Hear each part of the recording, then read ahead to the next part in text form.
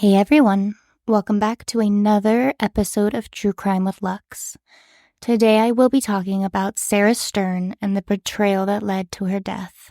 I'm going to start on the early morning of December 3rd, 2016, when an Uber driver called the police to report an abandoned car. The Neptune City police arrived to check it out. They discovered that the keys were still inside, there wasn't anything wrong with the car, it worked just fine, so it hadn't broken down. It just looked like someone pulled over and walked away. Police looked up the car and it was registered to a 96-year-old Lillian Stern. However, she had given her car to her granddaughter, 19-year-old Sarah Stern. There were no signs of Sarah around the car. Sarah lived in Neptune with her father Michael and her dog Buddy. She was a part of a YouTube community called Cream Puffs that were fans of a YouTube series called Carmela. It was a show based in Canada. Sarah was in love with Canada, and she got to visit it once and met some YouTube creators.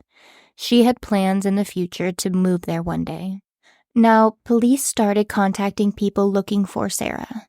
They called her father and asked if he had seen her, and he told them that he was actually out of town at Disneyland with his girlfriend, so he hadn't seen Sarah, and now he's getting the worst call a parent could ever imagine, while he's hundreds of miles away from home.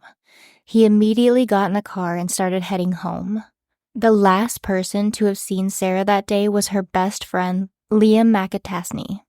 They had spent the day together before Liam had to go to work. Her neighbor Robin also saw her that day. She said that Sarah had called her and asked if she could store one of her mom's bins at the house. They had been neighbors for years, and Robin had watched Sarah grow up, so she didn't think anything of it when Sarah asked to store things, so she just said, "That's fine, you can drop it off."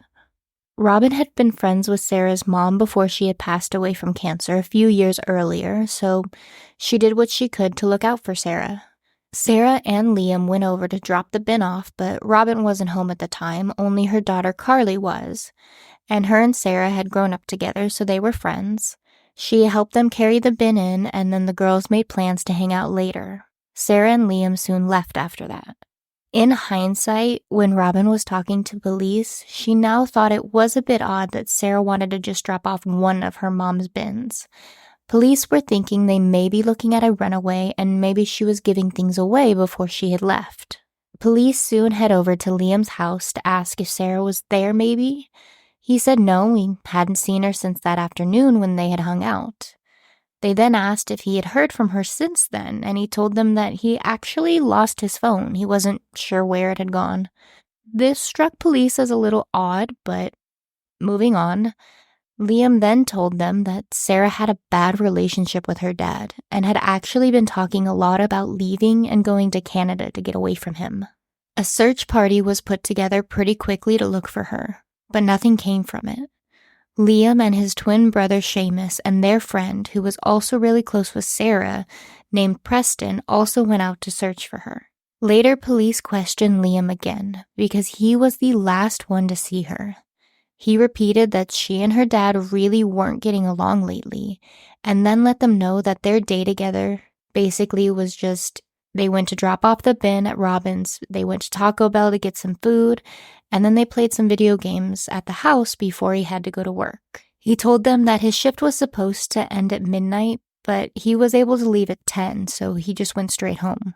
His story matched pretty well with the video footage from the neighbors across from Sarah's house, so police could see when people came and left. The video also showed Sarah's car leaving in the direction of the bridge.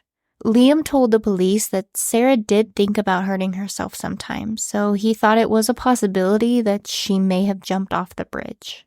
He then asked them if they thought she had drifted to the ocean by now. A very weird question to ask about your best friend since childhood, and he asked it with no emotion. He seemed very disconnected. His parents soon got him a lawyer who told him he needed to stop talking to police. They then brought Preston in for questioning, and his story was pretty much the same, and he said he thought that she may have jumped off the bridge due to the issues she had been having with her dad. But during his interview, Preston was crying. but didn't really explain, like, was he upset because she was missing? Was he upset because he thought that maybe she had taken her own life? He just cried, saying that she was having a bad relationship with her dad. Police then looked into Sarah's movements for the day, and they found that she had stopped by the bank, which Liam didn't mention, but he was on surveillance with her. Now, Sarah had about $25,000 in the bank, and Liam knew about it. He was with Sarah the day that she had found the money her mom left her. Sarah called her aunt right after finding the money and explained it, and her aunt confirmed, "Your mom left that for you in case anything had happened to her." She then told Sarah, "You probably shouldn't let people know that you have that much money, just as a safety precaution." However, Liam already knew about it because he was with her, and Sarah wasn't really worried. He was her best friend since they were little.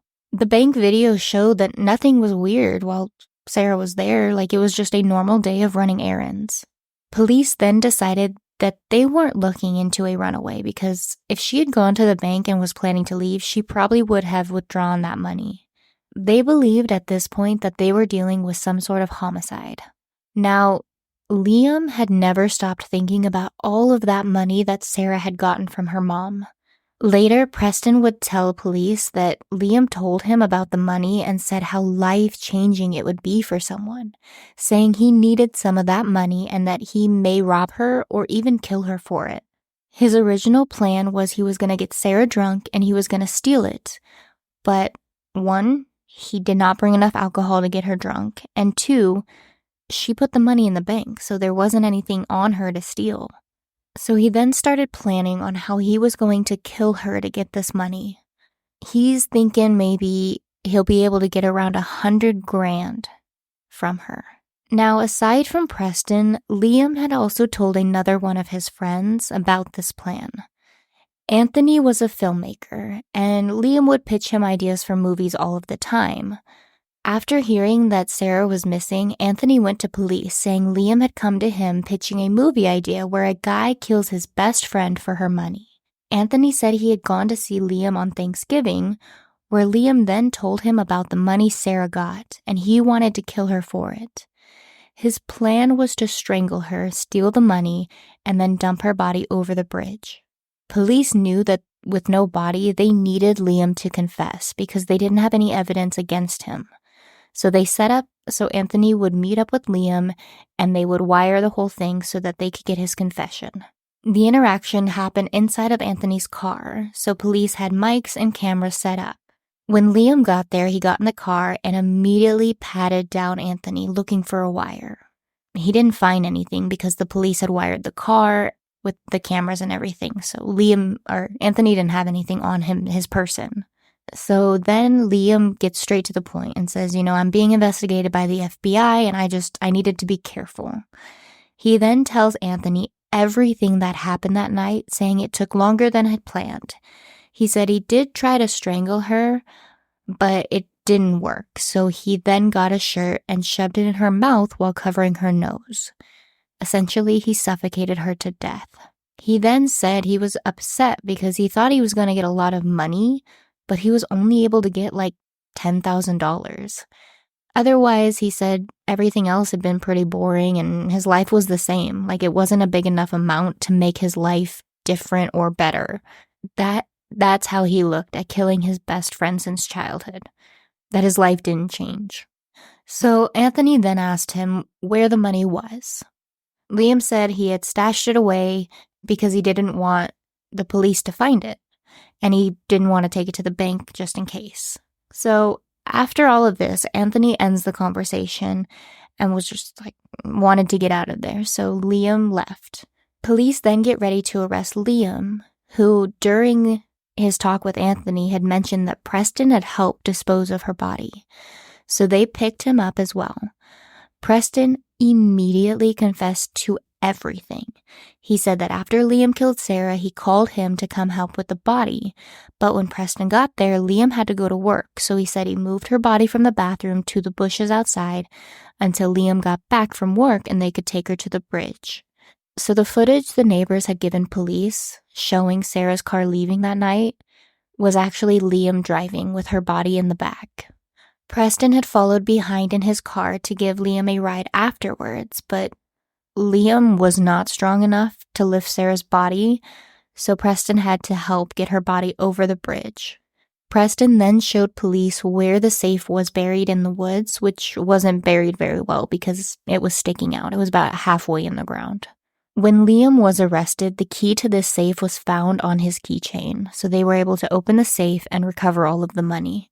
The trial started, and his defense tried to say that Liam was innocent because there was no body, even though he had confessed.